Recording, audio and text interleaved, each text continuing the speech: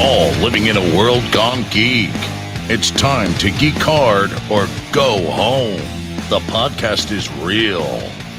Here's your host, Grounded Geek. All right, everybody, welcome to the show. It is Sunday night. That means it's time for World Gone Geeks. The podcast is RealLY live. We're really live here on YouTube, Twitch, and Facebook, wherever you prefer. We are glad that you could join us. Welcome. We have a great show tonight. We're very excited about it. Along with me, as usual, is my esteemed cohort in geekiness, Utah. Welcome. Hey, greetings, programs. How are you, my friend? Doing good. Hey, you know what? World Gone Geek is going live right now. It sure is. Did you get the on my alert phone on your phone? And that's what happens when you subscribe. All you have to do is subscribe or follow us on Facebook. But yeah, we're on Facebook, YouTube, and Twitch simultaneously. Holy crap! I don't know why, because it just divides the audience all over the place. But I don't care where you're watching, as long as you're part of the group. We appreciate it. Thank you. Absolutely. You may notice that it's a little bit a little bit older in the show tonight because we're missing our youngest member. Aaliyah could not make it tonight. She is traveling and finding a place to live. She's going to be moving away from our geographic location, but she'll still be on the show. But she's out doing that kind of stuff, so we miss her tonight. And you didn't bring cardboard, Aaliyah, with you tonight, or you did? Did you bring? There she is. No, she's here. But yeah, so she's not here tonight, but we miss Aaliyah. But that's why we decided to do Star Wars tonight, because as most of our audience knows, if you've been watching us for a while, Aaliyah has not seen all of the Star Wars movies. So she has only seen A New Hope, and we're working on that. Yes. And we actually found a way where we can watch it together, even from our separate places. We're going to do that very soon. We're going to get her in Empire Strikes Back. We're going to record that when we finally do. Obviously we can't live stream that. That would be, against all kinds of legal issues, but yeah, we're going to go ahead and record that. Hopefully we'll get a cool reaction from her. I don't know if she already knows some of the things that happen, because it's kind of in pop culture now, right? But having not seen the movie ever, who knows? Maybe she doesn't know some of the big things that happen in that second movie. It's funny that hasn't ever come up, if she knows like that particular plot twist, right? It's like, I don't want to bring it up, because what if she doesn't and we spoil it before we get in there? Somehow just knowing that there is one, right? So we're going to keep her as innocent about it as possible, and if we get a good reaction, we'll record it and we'll have it on a future episode. Yes. But yes, we are tonight. We're talking about Star Wars. We have a very special guest coming to join us in just a little bit. But before we do that, I do want to take a moment to call out our non-sponsor sponsor. What did we call it last time? I don't remember. They're not a sponsor, but they're a company that we really love and adore and want to draw attention to. Yes. And that is John's Crazy Socks. Let me bring it up here, because he since we're talking about Star Wars, I'm just going to bring up the Star Wars socks. He's got Star Wars socks. Did I do it? Here it is. Yeah. So John's Crazy Socks. A little bit about them really quick. John is a young man with Down syndrome. He and his dad started this business together. John picks out all the socks. He loves, crazy socks. He wears them all the time, and they ended up turning it into a business. You can get all kinds of crazy socks. I got my Hitchhiker's Guide to the Galaxy socks from them for Tower Day, which was very exciting. It said "Don't Panic" on the bottom, which is a lot of fun. And there's a lot of cool pop culture socks, crazy socks that do all kinds of different designs and patterns and support different causes. But the cause that they support is Special Olympics. So a little bit of every purchase goes to Special Olympics, and you can get a lot of crazy socks there. The other really cool thing about John's Crazy Socks is if you go to, why can't I get to the top of this? Because there's this thing in the way. If you go to John's Crazy Socks, they have a Sock of the Month Club, which I think is just really cool. And the Sock of the Month Club is basically sign up, and it's like $12.99, includes the shipping. And John picks out a pair of socks every month for this club. Comes with every order comes with a personalized note from John, which is very sweet. I got candy. I got a little packet of Skittles in mine.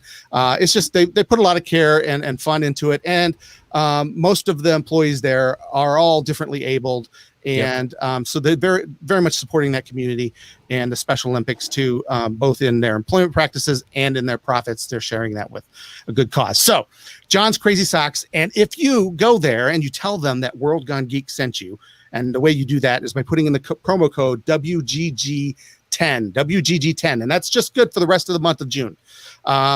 Okay. Where our last episode of this season is in a couple weeks, and then we're going to take a little hiatus over the summer, except for a San Diego Comic-Con episode. But so for the rest of June, that is valid. Now we may work out something with them in the fall with another code, but that's only good for June. So make sure to go and get your Crazy Socks right now. And again, June we don't get any 30th. promotional anything from them at all. We're not an affiliate. That's not what they do. So it's not a sponsor in the sense that they're paying to be mentioned on the show. I loved the socks. I love the energy of John and his dad. I love what they're doing, and we love their cause, right? Yep. Have you ordered socks yet, Utah? I know you were looking at some. I was looking at some, not yet. That Star Wars 2-pack, though, is calling me. Right? It's there's some really cool stuff. I mentioned last show, my one beef is in their Harry Potter collection, they don't have Hufflepuff. See, I wasn't going to mention that. I was going to say that was my beef, and I mentioned that on Twitter. I called him out for that. Like I was like, John, I love your socks, but where's my Hufflepuff? Not Twitter, TikTok. TikTok. You can follow us on TikTok now. We're doing little things there and Twitter too. While you're at it, I mean, Twitter, Facebook, we're everywhere. All right.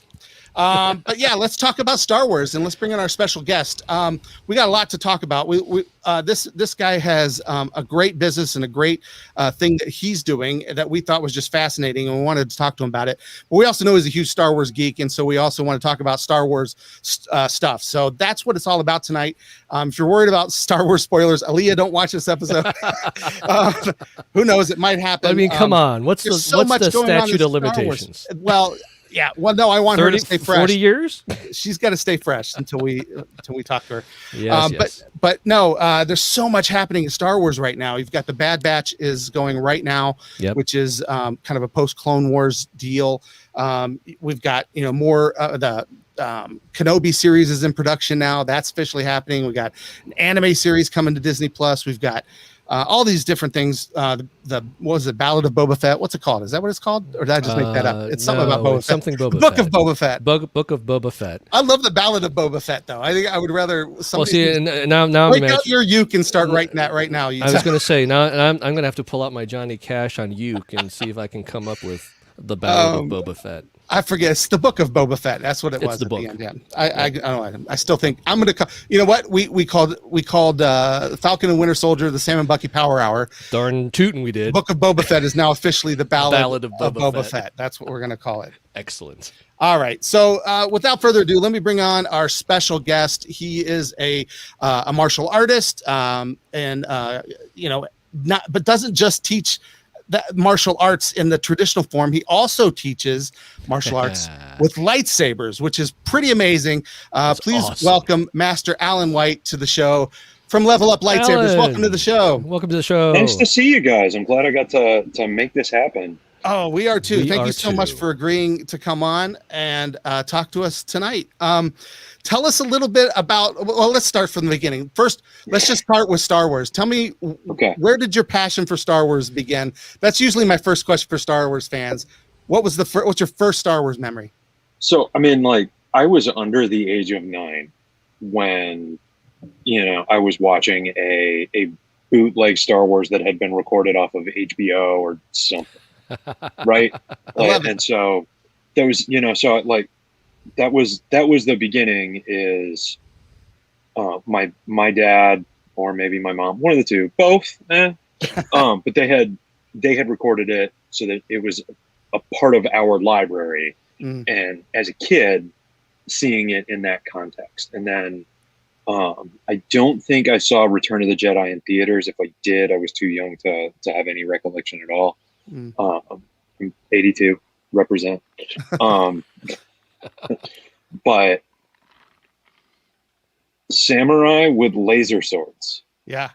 That's, and so it's very, very easy to then, as a kid, you see that, and there's all of these things about that story that are really, really easy to connect with or imagine yourself into, or any of that kind of stuff, so that then it becomes a way to imagine and play and explore and interact with the world through that lens of what it had to say and what it had to teach and that kind of thing. So that's like, the answer to the question is, it started long enough ago. Like, I'm closing in on 40. It started long enough ago. I don't know.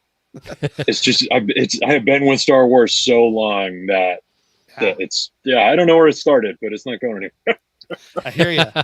That's fair. Well, I have a question. So were you already, how long have you been into martial arts? Were you doing that when you were young also? And did you see the connection right away? Not right away. Those things sort of started separately. So, I started martial arts training in '93. And so we had moved from Massachusetts to Kentucky, where this is a really difficult area for allergies in general. And so outdoor activities and some indoor activities and other stuff, it was really hard for me to have physical activities and breathe. And if you can't do that second one, it's really hard to do the first one. And so, sure. That's why the aerobics instructors always remind you to breathe. Yeah. In Japanese martial arts, heian, which is sometimes Americanized into pinyin, literally means breathing practice. It's one of the ways that you read those symbols. But and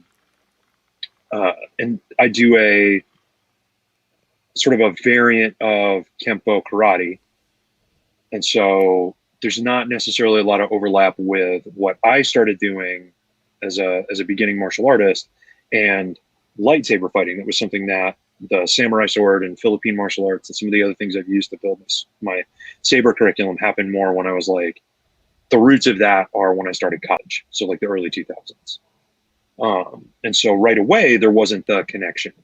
I have become a professional martial artist.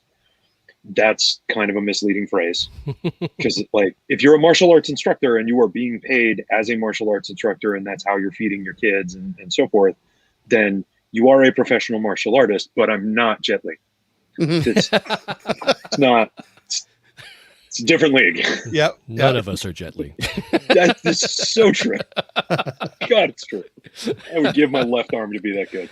Even now, even at his age now, oh my God, none of us are Jet Li. So freaking good.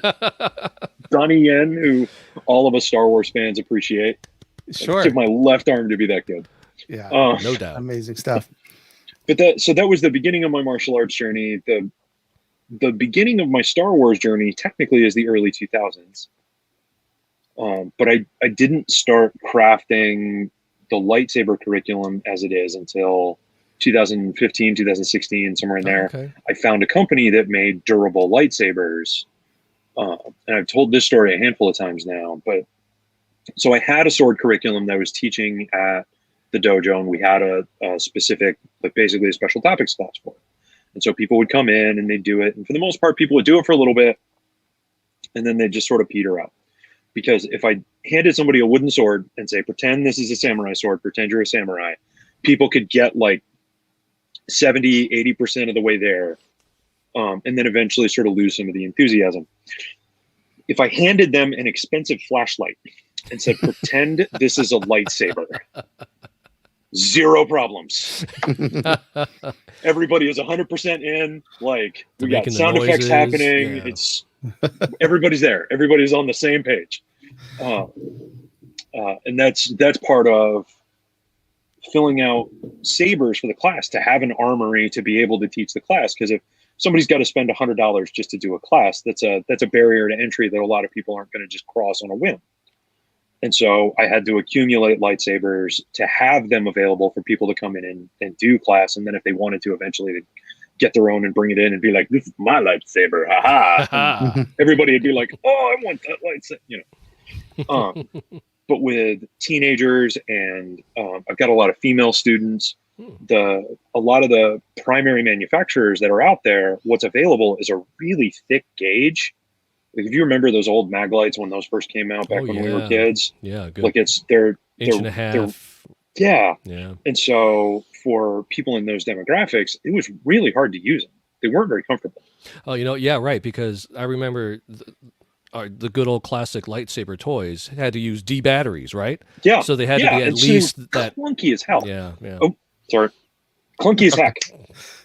Clunky. No, that one passes. That gets through the filter. HE double hockey sticks. Gosh darn it.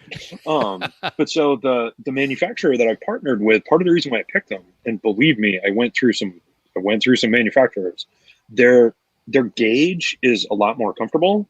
So it's easier for people to use it. Like even my kids have, this is the handle on my site called the Bonus XP. And so my daughter and my nephew both have a lightsaber that's their lightsaber. And I just trim the blade down so that it's appropriate, but it's not too heavy or too big for them to use. Whereas even the ones that you get at the parks those are incredibly, they're really hard for kids to use because of the size and wanting to be able to include people in classes, wanting to be able to teach people, you got to give them something that something they can manipulate, they can maneuver. And so that's part of how I landed on the sabers that I offer. I keep looking over here instead of at the camera, and then I look at myself in the picture, and it's like, oh, camera, here we go. So tell us how you got into the actual production of lightsabers, then, where and started it as a company.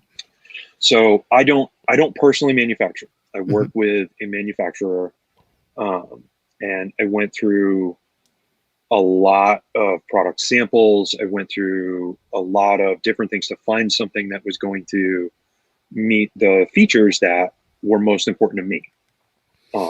What's most important to some people out there may not necessarily be what I found to be critical for my classes. Sure. And so everything that's on the site right now, because this is sort of phase one of the shop, is the stuff that checked the most important boxes to me. Because what I wanted a student to be able to do, whether they're coming into my classes physically or doing the training online, is buy one saber and be set. There are a lot of companies out there that are trying to be just sort of, business to consumer. We are going to come out with lots of complex, new, different stuff. We're going to roll it out really, really frequently. And we want you to treat them like Pokemon. We want you to catch them all. And I don't want to be lightsaber Jeff Bezos. That's a lot more like energy into that part of it than I want to do. I'm like, most people are only good at one thing, and I'm a pretty good teacher and good dad, working on making sure that I'm a good husband, working on making sure I'm a good dad, feel confident in saying I'm a good teacher. Most people only get the one thing. I don't want to have to add a fourth thing when I already feel like the three that I'm juggling is a lot sometimes. Sure, and so a saber that was going to give people the ability to change the color so that they weren't locked in from purchase. A comfortable handle that didn't have a bunch of stuff on it that would rip up your hands. That is a lot harder to find than you realize until you kind of get into this. And one of the top three for me is the ability to mute. Because if you have a dozen people with sabers on in a room and they can't turn it off, you need a bullhorn. It makes it tough to teach. All right, do it again. That's something that anybody else buying sabers would take for granted, but for your particular situation, that makes perfect sense. And it was so that was a criteria that it was like, all right, if it can't do this, it's not on the list, right? And then there were certain other things that were, I want it to do this, but I'm willing to sacrifice that as long as I get the other things. But in-hilt recharge. Nice. You don't have to take anything apart. You just plug it in and wait. Nice. Because interesting. It's really easy to just get a row of a broomstick rack is a really common thing for and so then you get a row of them. You buy a USB splitter and you can plug everything in all at one time. And then there's not a lot of assembling and disassembling and reassembling just to do class. Right. Because the class is the part that's important to me, not all the other bits and pieces and things like that. And so in-hilt recharge was like, all right, win. I found one that I like that also does that. This is important. Durability, obviously. And so every company I worked with, I put their blades through all kinds of stuff Oh, did you like torture test them?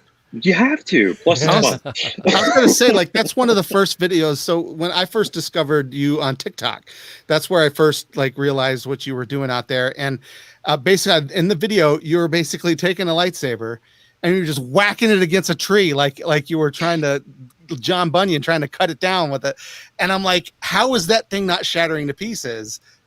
So obviously you figured it out. Like, what makes them so durable? What is the secret sauce to this actually isn't that secret. And it's also, most of the companies that you purchase from, their blades are going to be able to do that. So I'm not going to pretend that I'm the only lightsaber company that can. So these blades are normally made out of a polycarbonate, right? Which is like pretty strong. I'm not going to say that it's bulletproof because it's not bulletproof, but you can put these through some stuff. It's an incredibly durable material. It's got a lot of really unique properties. The Nalgene bottles are made out of polycarbonate, and it's that plus being a cylinder shape, they are strength. Yeah, like just from a material standpoint and a geometry standpoint, you can break them, but it takes work. And now the blades that mine ship with, this is hard to see with the camera, but it's hollow. It's a 2 millimeter wall. Okay. I'm going to add a 3 millimeter wall to the site when we get to phase 2, which adds even more durability. So like people that do the competitive saber contests where you're basically, depending on your background, it's either HEMA or Kendo, except with lightsabers. And so you're just strapped in with you've Kendo and lacrosse armor. And then you two people just beat the crud out of each other. It's actually pretty entertaining as a spectator. It's the closest thing to MMA in the weapon fighting world, because you have people with lots of different weapon backgrounds. Yeah, that's true. I never thought. And lots of different ways to be successful. So there's not, because of the nature of saber combat, it doesn't have the same kind of fight meta that other combat sports have. Right. And because you might have somebody with like a Kendo background and somebody with a HEMA background, and then this other person that has a really bonkers weapon style that really doesn't work outside the context of lightsaber. Like if they tried to do it in Kendo or in HEMA, it wouldn't work, but it works in saber. Yeah. And so you get to see these sort of this amalgamation of these interesting things being thrown at each other, which is cool. But people that do that type of sport application, a 2 millimeter blade isn't as useful to them because it wears out faster. And a 3 millimeter blade lasts a lot longer. What you don't want to have to do is go to an event and have to swap your blade every other fight. Or, it's like, that's just one extra thing you don't want to have to be thinking about while you're competing. And so those people tend to prefer an even heavier grade blade. And I want to be able to give people that, that opportunity. Yeah. And so what are you teaching in your classes?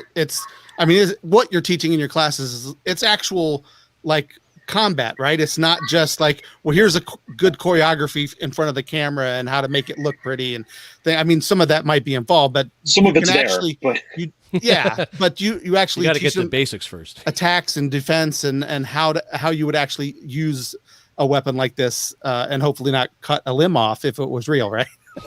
Well, and one of your own limbs. Of course, you're trying to cut off a limb of the other. You want the other person Star to Wars. lose appendages. You want to have all yours. Right. And now I'm thinking of Monty Python's Black Knight, but that's something else. How about you? No, in Star Wars, it's just the arm. It's just a flesh wound.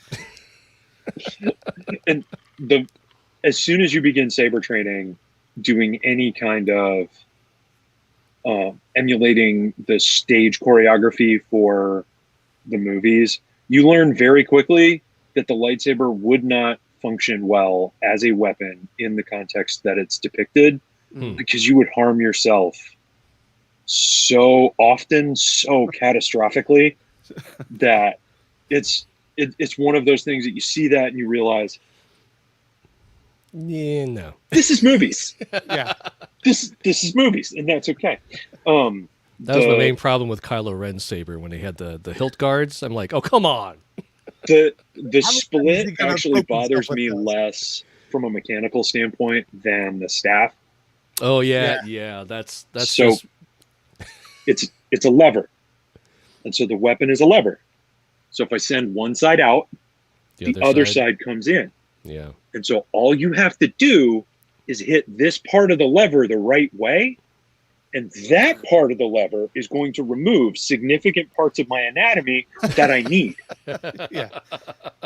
But it'll be cauterized at least. This is true. Like, the bleeding risk is minimal. Right. But if it gets all the way through, that doesn't help. It doesn't matter. Yeah. Unless you're Darth Maul, in which case you're fine. Then you get angry enough to get new legs. Right. The base curriculum, so what most people are going to start with, is based on Samurai Sword. So if you've done Aikido, has a portion of its curriculum is called the Aikiken, which is Aikido Sword, and so it's going to be more similar to that type of sword training than a Kendo sword training. So the sword is a little bit more Kenjutsu, which is if you're not a martial artist, Kendo is sort of it's fencing, it's the sport fencing, and so it's points and this sort of thing. So the nature of that system is a little bit different. Right. And then Kenjutsu is less of the point application, and it's a different kind of application of the toolbox. So they have a lot of overlap of the toolbox, but you train in it a different way. And so it'll be more like an Aikiken, it'll be more like a Kenjutsu is the base curriculum. As soon as you get outside of learning the triangles of, okay, I have a long weapon that I control with two hands. Once you get through that and you understand the triangles, you understand the movement. I wanted to start people here because it puts both hands on your weapon so that you learn how to point your center at people and how to move off lines of attack and things like that. After that, you can replicate all of those triangles one-handed. And then we start to work in some of like Philippine martial arts, which is like the eskrima sticks, Kali, Arnis, that sort of family of systems. Oh, cool. And some other weapon arts. There are a lot of cultures that developed a sword or something sword-ish, and they have a lot of overlap in the triangles that they teach. There's some differences, but ultimately it's all, you're either using a triangle to be a wedge to pierce the other person's defense to get to them, or you're using a triangle defensively to cause their attack to go by you. If you imagine like the way a canoe goes through water, the water is going around it. And so I could use a wedge above me like a roof. I could use a wedge in front of me like a canoe. So there's all weapon systems more or less come down to triangles and spirals.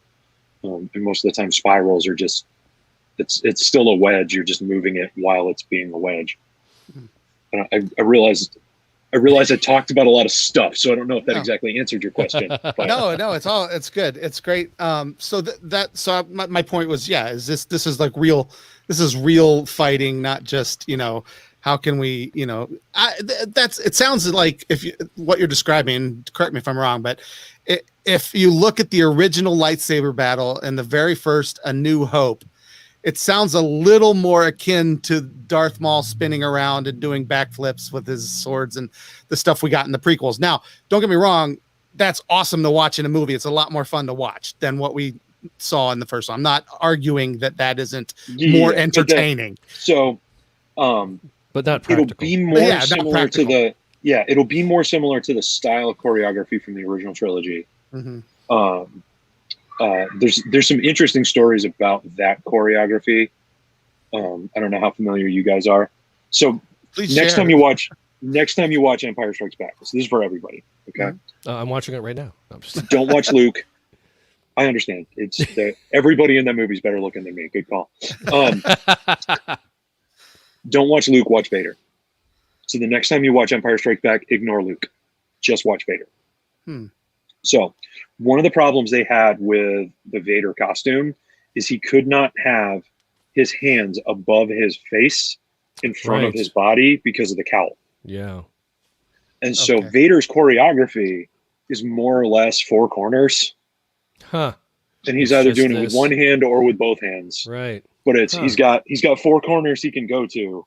And so all the attacks are going to one of those four spots. And one of the things that was brilliantly done with how they choreographed it is they realized after the fact, oh crud, we have this problem. They were like, okay, so what do we do? And so they're able to disguise it with forced perspective, and they make Luke's choreography really visually interesting. So your eyes get pulled away from what Vader's doing and you're seeing what Luke's doing. Plus, we're rooting for Luke because he's the hero. Mm-hmm. Right. And so there's all of these sort of dynamics at play in making it work. And so then until you're like either looking at the fight choreography from an analytics standpoint, or you hear somebody tell the story or whatever, you never look at Vader's choreography and go, oh yeah, he's just, that's all he's doing. He's just going this 1, 3, 4, 2, 1, 4, 2, 3. Like, and that's there's so many problems that they encountered in filming that they had to find really creative solutions to, that some people have heard me tell that story and think that I was dumping on the original trilogy, but it was a brilliant like solution to a problem that could have scuttled the movie if they hadn't landed it, and they totally stuck the landing. Yeah. I mean, that's a very cool insight. I still stand firmly on that is the best Star Wars movie of all time. Empire Strikes Back. Yeah. That's mine. That's favorite. Mine. Yeah, it's yours too, Utah. I don't know. Yep. What about you, Al? Do you? I waffle with my list, and I realize some people are not going to find this very popular. The Last Jedi is my favorite movie.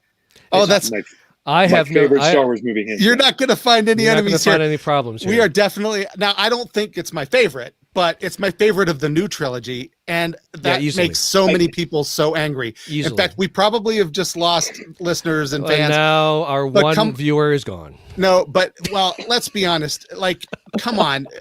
We need to be able to. That's the whole point of World Gone Geek, is that we're all geeks here. We all have different opinions. Yes. We, Star Wars, Star Trek. There's just who cares, right? We love what we love, and that's fine. And so if you didn't love it, that's great.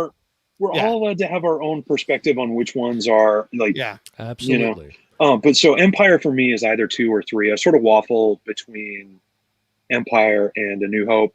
Yeah. Mm-hmm. Like those are sort of 2A, 2B. Yep. Because and one of the other things, there was a TikTok thing that was going viral for a while that was, for a lot of creators, was a really good way when viewership was sort of down. There were a lot of Star Wars creators that did this because it created a ton of engagement. But they do their list of Star Wars rankings. And I had the hardest time trying to figure out how to do that, because all of the movies I really love for different reasons, and because they're individual to that movie, it's really hard to then separate them. Mm-hmm. But like, look, The Last Jedi for me, the 2 reasons I love it more than anything is coming out of Force Awakens. I didn't really love Kylo as a villain. I didn't understand where Kylo was coming from as a villain. The Last Jedi was where I got it. Mm-hmm. Yeah, no, they did a very good job of showing and that where story.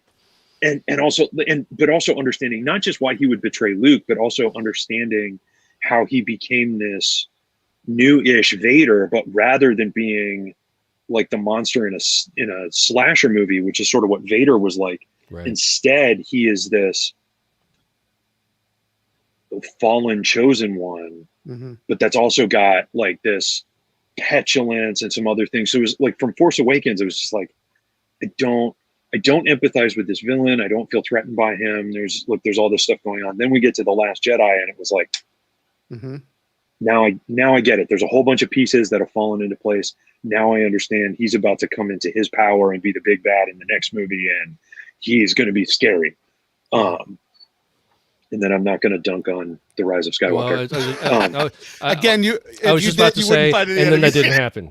So no, I'm not a big fan of this. But yeah, again, like I want to make clear to folks who are listening and watching, like I don't care which Star Wars is your favorite. Like if you are a fan of The Phantom Menace, I don't agree that it's the best Star Wars movie, but I love the fact that you love Star Wars as much as I do. That should be what matters. True. That's what World Gone Geek is all about, because we're Utah and I ourselves are many different fandoms. Aaliyah, as I mentioned earlier, hasn't even seen Star Wars. She saw A New Hope literally like a few months ago for the first time. If that. So yeah, but she loves anime and things like that. Like we all have different ways to be a geek. We geek out about, and that's what we're all about here. But yeah, so don't. But yeah, it's easy to make enemies by saying you like The Last Jedi. People are so hung up on that, and I just don't get it because there's so much. Empire again is my favorite. I mean, hands down. But again, and Alan, it's in everybody's top 3. There's nobody that has a top 3. Yeah, right. Like, Utah and I are a little bit older than you. All right. No, we're a lot older. I saw Star Wars in theater. I saw Star Wars in the theater. Yeah. Yeah. When it first came out, New Hope. So 1977, I was 4 years old and I saw it in the theater. So respect to the OGs. Yeah. I was 35. I'm just kidding. So like you, I knew Utah looks really good for his age. I mean that in the course of the joke and in truth too. Thank you. But because he's so much older than me, and that's by matters. a lot, by almost a couple of years. Anyway, so The Rise of Skywalker, I think this is what I'll say. I think there were a lot of people that loved The Last Jedi that were disappointed or let down by The Rise of Skywalker. One of the things that I didn't want to do, because I spent a long time in Facebook fan groups where, and it continues to now, where hating The Last Jedi was constant, unending, and there were certain people that basically made it their personality. Mm-hmm. Oh yeah. And that was exhausting. Yes. And so there are things about The Rise of Skywalker that I really didn't like, but it benefits 0 people for me to just complain about it. Yeah. Right. It does nothing positive for the franchise. It does nothing positive for the fandom. If there's somebody that The Rise of Skywalker, for whatever their reasons were, is their favorite Star Wars movie, my crapping on it diminishes that joy. Like all it does is tarnish their joy, especially if otherwise they respect me. Right. And so that's something that I have not spent a lot of time doing. I've accidentally grown a very large following on TikTok. By saying that my lightsaber was better than a stick, and then a handful of other things have sort of popped off here and there, and I've accumulated other people. I don't know if you saw my comment. I actually commented that was what hooked me. I'm like, better than a stick has got to be the best tagline for a lightsaber, or if not that, better than a gift. Better than a tube. wrapping paper too. Right. That's the only other thing. Yep. It's not either snappy. one of those. It's not. But too many words. And so one of the things I'm hoping, because I've been really enjoying the High Republic stuff that's come out so far. Yeah. I have not read remotely close to all of it, because there's a lot that has come out, and it's come out fairly quickly, and it's all very good, which has also been really encouraging. But I'm really enjoying it, and I'm excited at the prospect of new Star Wars stories that don't have baggage, because I think some of the polarization within the fandom, some of it is because of people who felt really, really connected to previous trilogies that then didn't connect in the same way to the new ones. And so it created this dynamic of conflict between those fans. And I'm hoping that by getting farther away from that sort of the timeline that we've spent a lot of time on, that fans are going to be able to just be excited about talking about Star Wars again. Yeah. Well, I'll never understand the sentiment that, oh, they ruined my childhood. I mean, no, I just told you, I went to see it at I was 5 years old, sitting in a movie theater with my dad, 1977. That was my childhood. The seat's too tall. Nothing nothing has happened in the last decade that can take that away from me. That was my childhood. No, Jeff, you're mistaken. When I saw The Rise of Skywalker, that totally changed and erased that childhood moment for me. Totally ruined it. Such an exaggeration. It was raining inside the theater now. Yeah. And I was not eating popcorn. I was eating cockroaches. And my father kept on berating me about how this is a stupid movie. Why did you make me take you to it? Right. It totally changed everything. Thanks, J.J. Abrams. Thanks a lot. All you have to do is just protect, the original trilogy is it for you. That's fine. If that's all you like, then that's okay. Your Star Wars, and your childhood is intact. You can watch it more easily. Yeah, I know, it's crazy. I mean, I understand. I do understand. But there's still special editions. Right? Boo. I do understand disappointment. There's a lot of things that I had hoped would happen. There's a lot of things that I wish would have happened. And don't get me started on Rise of Skywalker. There's so much that I think could have been better and fixed in that. Not just from a Star Wars perspective, but just to be a better movie, right? Yeah. And I think it's okay to have those things. And it's good discussion. We can have those discussions. We can review those, but there's got to be a point where you stop and say, all right, we're done. Like, we get it. This is what I didn't like about it. And now what's next? What do we got now? Oh, Mandalorian. More Mandalorians coming out. Oh, the Ballad of Boba Fett. The Ballad of Boba Fett. Ballad of Boba Fett. Which we're calling it now. Renaming accepted. Yeah. This type of stuff, that's what I'm here for. And so I think that makes a good transition, because this is where I wanted to start this point in the show, to start talking about some of where Star Wars is now, the current kind of state of that. Let me cycle back to Last please Jedi do. really Please quickly do. Yeah. just for a second. Yeah, I'm sorry to interrupt you. No. So the other reason that The Last Jedi is my favorite Star Wars movie, there was something really cool that they did with the storytelling and the fight choreography that Star Wars hasn't done a lot of, but it was so cool. So when you look at fight choreography for a movie, it doesn't matter if it's Star Wars or something else. It's useful to look at the choreography as a 3-act story. Oh, yeah. And so you've got an Act 1, an Act 2, and then an Act 3 that's sort of the concluding thing. Right. Okay. And so, like Force Awakens, the fight between Rey and Kylo is a 3-act story. Act 1, Kylo is the villain in a slasher movie, and he's playing with his food. Act 2, Rey has tapped into the Force, and she's able to lash back, and she wins, sort of that second round of the fight. And then the third act doesn't get to happen because the planet splits. Because it's split. Yeah. But The Last Jedi, and this was the story of The Last Jedi, is Act 1 of the fight, they're fighting separately. Act 2 of the fight, throughout the middle, they're fighting together. And the peak, the apex of that is that moment that throne where they're sort of back to back, and it's like their bodies make the shape of a yin yang, and there've been all these yin yang images in the movie up to that point as well. Right. And so then there's this moment that is the absolute pinnacle of their cooperation, that also is the moment that Reylos point to, and it's like, that is full contact flirting. That isn't just that is right. So there's this moment of them being completely synergized in the fight, and then they gradually rotate away from each other again. And so it's this, like, the middle act of that movie is the tease of, this is how good it could be. This is how good they could be if they could be together. Right. This is how good this could work. And then they can't.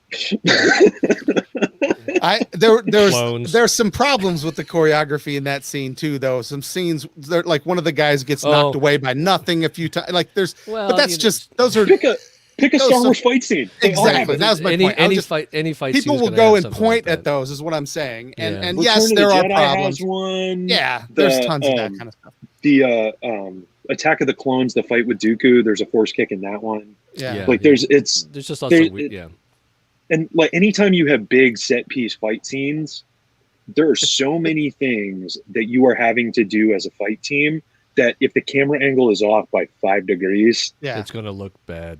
It is. And sometimes you just gotta go. and the entirety of the Phantom Menace fight scene is force perspective, more or less, and that's just like that. You can either accept that like fight choreography is choreography and you're using violence to tell a story, sure, or like if you want fights to be like real fights, they have to be too close together and they're over too fast. Right. And so if you're not a martial artist that has seen a lot of fighting and done a lot of fighting, it's really hard to follow. So it makes it really boring. Just that that's the nature of stage combat. So like you have to have like big arcing swings and things that are easy to trace so that the people that aren't martial artists can see what's going on. Sure. Like if you don't. Well, that's why Star Wars is great, because you've got lighted blades and they're different colors. Yeah. It looks so freaking cool. And it's amazing. I stepped on a question. I'm sorry. I can be focused. I promise. No, it's all good. No, that was great. And that kind of leads us into it. Like I said, the current state of Star Wars is, as you had pointed out, is kind of like giving us a little bit of a fresh start in the High Republic. I have the first book of that and I've not read it yet, but I have it. I bought it when it first came out and I've just got too many other, I got a stack like this next to my, don't we all? I got to get through them. And I buy every Stephen King book when it first comes out, and I've got that stacked up. He's got another one coming out. Of course, he writes them too fast. It's his fault. I blame him. But anyway, I blame him for spoiling Mare of Easton. Why can't he be like George R. R. Martin? Right. Can't he just take decades? But yeah, there's a lot of really cool stuff going on. Obviously, the Mandalorian and Boba Fett. Currently, they've got the Bad Batch, but I think at the pinnacle of all of that is the fact that Dave Filoni has just been named the guy in charge of Star Wars. He's kind of like he was already in charge of the story group, and so like this, like the title was more, in my opinion, anyway, it was more formality than. Right. Like he was, so it's basically it's the announcement that he got a pay bump. Sure. Right. Like, is really what that comes down to, because he was already performing the role of, functionally the stories are. Mm-hmm. And so that, and because we knew the story group existed even before any of the shows came out. Like we knew the story group has existed. They've been like the people have been on Twitter. Yeah. Pablo Hidalgo is exactly. And Pablo was going to be the first person that I brought up because they're also generally really available to fans and other stuff like that. So we knew the story group existed. The fact that Filoni is being recognized for being really talented is like, well, he was kind of they poached him from Avatar for a reason. Yeah, that's fair. Well, when the Clone Wars came out, like when he and George Lucas kind of really hit it off, and he really kind of the successor to George Lucas, if you think of it in a way. I wish that he had been more involved in the trilogies, obviously, and had more to do that. But we know he was in the story group, and we know that. I recognize that there was the interview recently, and I actually posted a TikTok about this today, where they've said that there wasn't a detailed outline for the stories. Mm-hmm. We know that's not true. Like there's a lot of data points that tell us that's not true, but we also know that the Rise of Skywalker had to change dramatically based on the plan because Carrie Fisher died. Sure. Yeah, that put a crimp on the Like we know from the leaked doctoral script and all this stuff. So like we know the story group was involved, but I have a feeling moving forward, given Filoni's fan cred, so to speak, like his street cred, that he will be a really significant part of some of the press stuff, like moving forward. Because every conversation that I've had with people about The Mandalorian, it feels like about a third of the time, somebody will then be like, man, if Filoni had been involved in the movies or whatever. And Filoni's done multiple interviews where he's talking about being on set in The Last Jedi all the time. And Rian Johnson, like, putting him with the camera and being like, no, so look, and da-da-da, and talking about framing shots for live action different things like that. Like we know he was there. He was connected with this stuff, and we know it. And so that's one of those narratives that we know is a false narrative that has just persisted because Mandela effect. Yeah, right. Well, I think the pivot that takes place in Rise of Skywalker for me is the biggest problem with the whole thing. I mean, just the fact that Palpatine even showed up kind of bothers me. But let's talk about Filoni for a second. Just in the shows that he has done. I love what he's doing with Mandalorian. I really enjoyed not all of Clone Wars, but I enjoyed most of it, enough of it to be a fan, right, of the Clone Wars, and not say, oh, I did, not throw the baby out with the bathwater kind of Rebels situation. Fantastic. Rebels. I enjoyed Rebels, but the one thing and now the Bad Batch is on, and I'm starting to, the only thing, my only complaint, and this is just, I'm going to say the complaint, and then I'm be done with it and be a fan, because that's what I do. That's fine. But my one thing is I need him to start moving away from this formula that he has, and it's the connections. Like people are calling the Bad Batch the Dad Batch, right? Because it is basically the Mandalorian with 5 guys instead of 1. She's Omega is baby or is Grogu. It's but she can talk. Which is Ahsoka in the beginning with Anakin. Like they all had this thing where and then everyone and go back and watch the Bad Batch right now. In everyone, stay here while we do this. They don't stay there. Yeah. They get in danger. They save them. Happy ending. Next episode. Repeat. Rinse. That's that's my one complaint.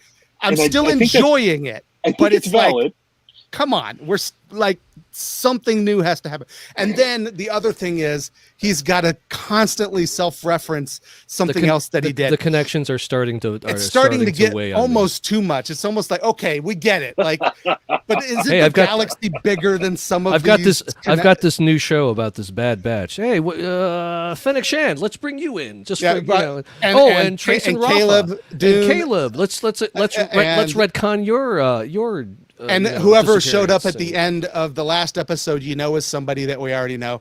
Right. But sure. I'm again, these are small little things that I'm tired of seeing it over and over again. But at the same time, I'm going to be excited to see whoever this is and be like, yay, they're here. But is it Maul?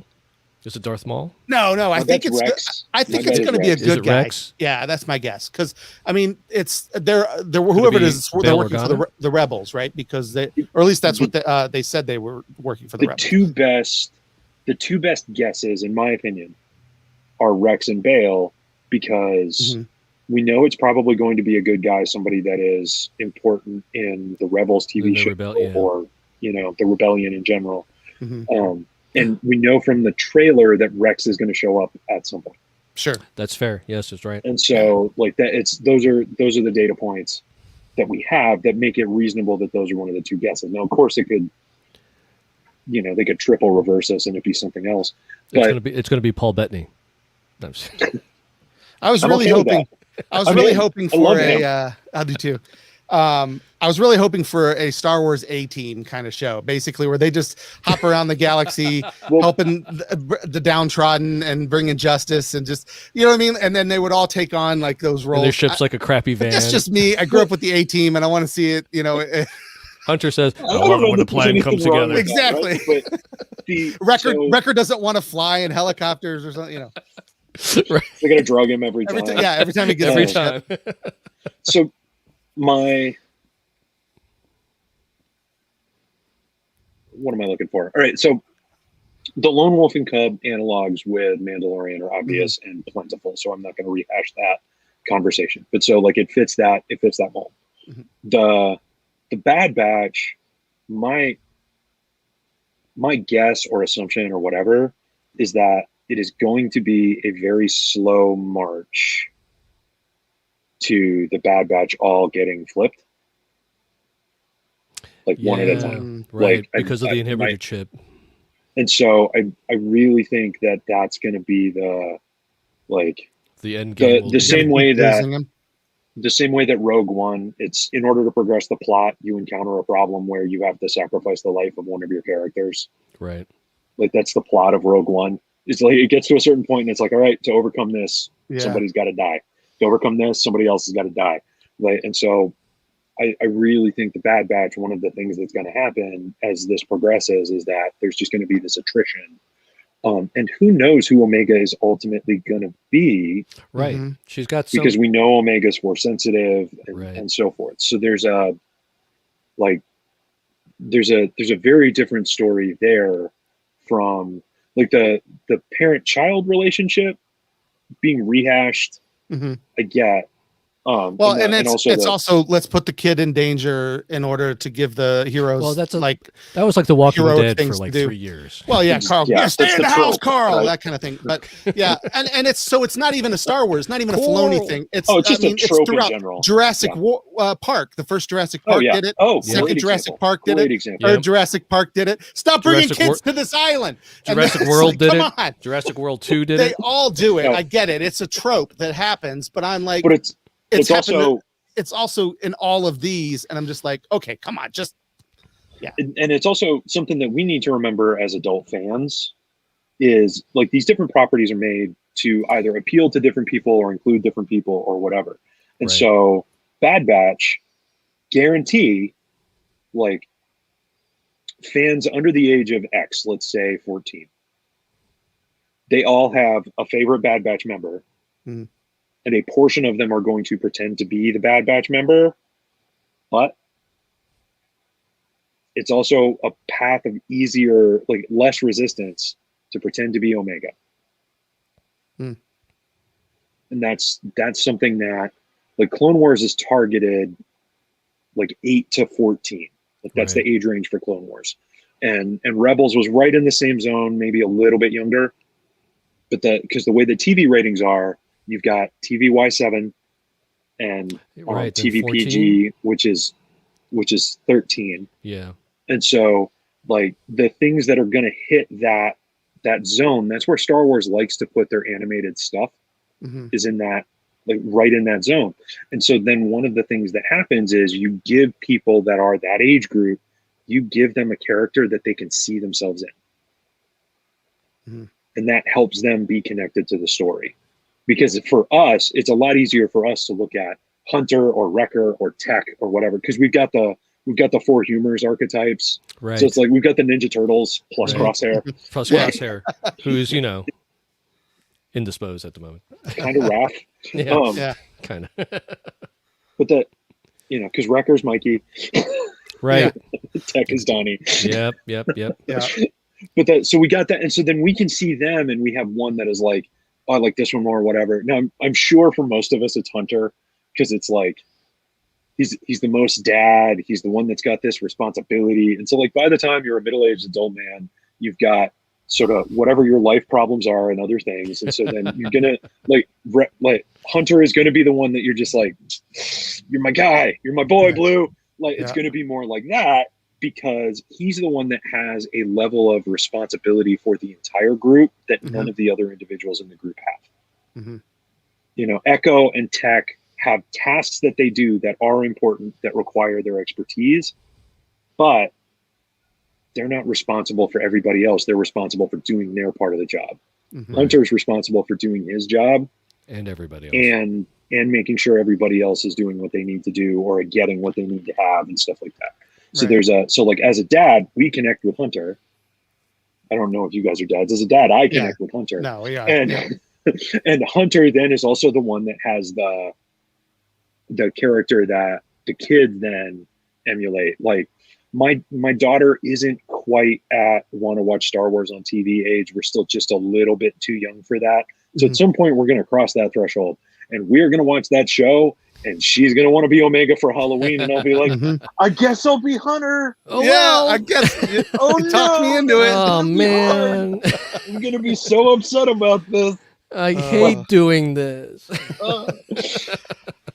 Well, obviously, we got some more Star Wars coming out later this year. I'm so excited about Acolyte.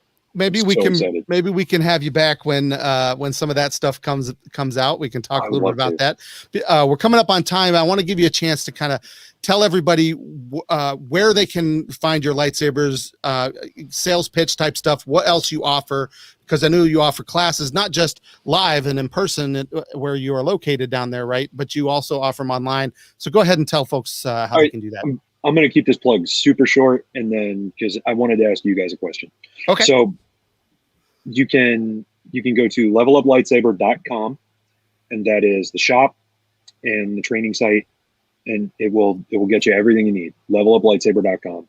If you're watching on Facebook, it's very, very easy to find the Level Up Facebook group. If you're watching on YouTube or whatever, we don't have a YouTube channel at the moment because we are me. Sure.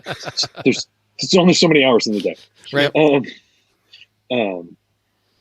We have 3 different handle styles available online. Everything is ready and approved for my training and the curriculum and stuff like that.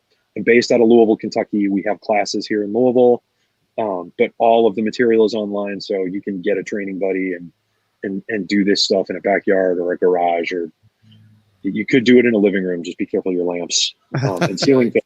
Or children. I've seen a lot of videos on TikToks of people with lightsabers taking out ceiling fans, and ceiling fans are expensive. Well, I think the bane of the Jedi. One of the cool things that I like about your lightsabers also is that you can't. It's not one where you're like, oh, I got to pick my color and buy that lightsaber. You can literally change the color. Like how many different color combinations? And it's literally infinite. So nice in there. You got the LED. The little LED diode is a red, a green, and a blue. Nice. So everything that a red, green, and blue light can replicate, these can do. Nice. So basically everything except for black, gray, and brown.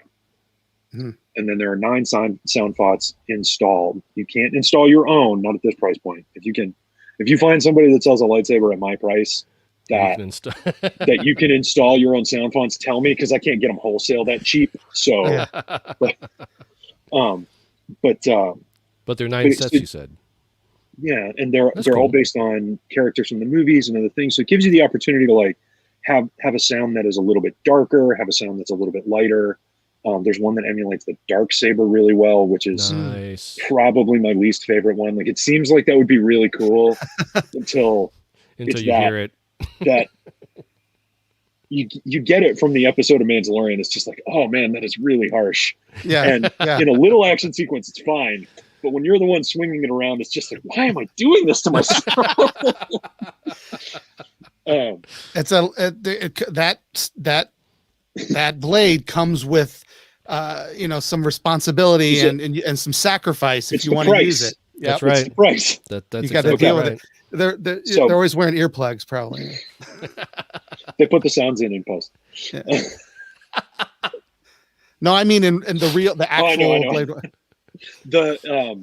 In Phantom Menace, George Lucas had to stop filming, and he'd say, "Guys, we're gonna put the sounds in post." Yeah, right, because they kept on making the noise. Yeah, Ewan McGregor kept on saying, "I just couldn't help it." Yeah, so funny. But I mean, any of us would do the same. So. Oh yeah, as soon as you put one in my hand, I would start. Nobody's self-control is that good, right? But so this is I'm not judging you as people. I am a little bit. So people ask questions to like kind of learn about other people, and people ask about signs and Myers-Briggs types and things like that. I have found that this one's really useful. The problem is you have to answer at the same time so that your answer isn't influenced by the other person's answer. Oh, okay. Right. And so you're going to go on 3. And so I'm going to ask you the question, then go 1, 2, 3. Okay. Go to Mario Kart driver. 1. Wait, hold on. What was a Mario Kart driver? I'm so bad. This is funny. This is an inside joke, kind of, but Utah knows how terrible I am at driving in video games. Mario Kart is not my Mario game. Kart is not like all. real driving at all. I know, but I'm terrible at any kind of any driving in any video game. Anytime I'm so bad at Mario anytime Kart. We're playing a video game and there's a vehicle, I jump in first because there's no way. But anyway, what I'm hearing is we need to do something on Twitch at some point. And now technically this involves the consumption of beverages that you need to be over the age of 21. But so you have a can of a beverage that you need to be over the age of 21 to purchase. However, if we were living in Russia, it would be classified as a soft drink. Correct. Because it's less than 10% by volume. Right. And you need to finish your beverage before you finish the race. But you can't be in motion as you consume the beverage because that would be irresponsible. Right. Yeah, that's fair. I'm trying to remember who all the drivers are. I mean, I already know mine. I mean, I know which one I probably just. So just go with your gut. Yep. I mean, that's ready? one of my favorite characters. 1, 2, 3. Yoshi. Donkey Kong. Who hurt you? Which one? Which one of us? It didn't matter. That's the joke. I gotcha. Yeah, Donkey Kong's always been one of my favorite video game characters. So I played the crap out of Donkey Kong Country. Like that game was. Yeah, it was pretty awesome. That game was great. Yeah. So no beef with Donkey Kong, and no beef with anybody's choice. But that's something, especially as the roster of drivers has gotten really big. Yeah, that's ultimately a really interesting thing to find out about somebody, because you could have like 7-8 people, and nobody will pick the same one. Yeah, and so you can have a whole class full of people and ask that question, and then go 3, 2, 1, and then everyone will say something different, and it's really cool. That to me is fun when there's not a universal answer, when it's that that diverse or that dispersed. And you said Yoshi, Utah. I said Yoshi, and I've played Yoshi too, I think. And the simplest reason is because Yoshi's name starts with the same letter as my name. So. Right. Solid reason. Awesome. Well, thank you for having me on, guys. Before we go, I want to also point out that we did get a comment during the show, early on in the show, but we were so early engaged 90s. Someone said, hello, Master Alan. So I don't know if you know that person, but hello I do. to them. He just got a Saber a little while ago. He just ordered it for me. Very cool. Well, Excellent. He was watching. I don't know if he's still watching, but he was watching, or she. Fingers crossed. Yeah. Yeah. They, them, whoever it was. I don't know. But thank you for watching. That was awesome. And I wasn't ignoring you. We were just engaged, and I didn't want to interrupt and say, this person said hello. Yeah, it happens. But thank you so much for being on the show. Like I said, we'd love to maybe have you come back in our next season whenever we kind of go down the road of Star Wars again. I will happily talk about other things other than Star Wars too. Like, this is not my own fandom. Sure. Well, I can complain about the Green Lantern movie. I can complain about the Iron Fist TV show. I'm hyped for Shang-Chi. I can't even tell you how excited I am for Shang-Chi. Yeah, it's going to be so pretty awesome. I still have martial arts action looks really good. Good Asian representation. My grandmother's from Okinawa. This is something that nobody assumes from looking at me. And so, like, when big budget movies have Asian leads, it's something that sort of like it gets a little buzz in our family, for lack of a better word, because it's like, my mom's entire life, the Asian leads in movies have been relegated to the villains or the computer expert or the martial artist. They've been very, very much pigeonholed into the typical roles that people have expected Asians to be in for so long. And to see that expand in my lifetime, let alone my children's lifetime, is the fact that my daughter has been on a Raya, The Last Dragon kick recently. Which just showed up on Disney Plus for free. That's what I was going to say. It's no longer Premier Access, right? So now we're going to watch it. I'm going to finally see it. So good. The choreography, the fight choreography they did is so they actually motion capped a lot of the choreography, and Lauren Mary Kim, who is a great stunt woman, she was one of the people that they motion capped, and it looks amazing. I'm looking forward to it. It's gonna be great. It's so worth it. It's so worth it. Awesome. I will come on to talk to you guys about that after you see it. Very cool. Love it. Well, another time we'll definitely figure that out. Thank you again so much for coming. Thanks for sharing your love of lightsabers and turning them into real life fighting. I think I might not have the energy to do that anymore these days. We have to see, or I might hurt something because just, you know, have any ceiling fans? It doesn't take much these days, but I know that so well. I do appreciate you sharing that with us. This is our penultimate episode of season 1. So if you're watching, we've got one more episode coming June 20th. I'm working on a really fun group of guests who will hopefully come and really be fun and entertaining to take us out on a high note. We'll be back for San Diego Comic-Con in July, and then our season 2 will officially kick off at the end of August. But we thank you guys for supporting us throughout this first year and being a part of as we've grown this podcast through. I almost played the wrong sound music at the end here. Still has some tech issues. Every episode there's tech issues. We're learning. But I'm going to take what we've learned. We're going to apply that into season 2. It's going to be great. But thanks to all of you who've watched or listened along the way. We appreciate it. Make sure you like and subscribe and do all those fun things. Follow us on Facebook, Twitter, all of the things.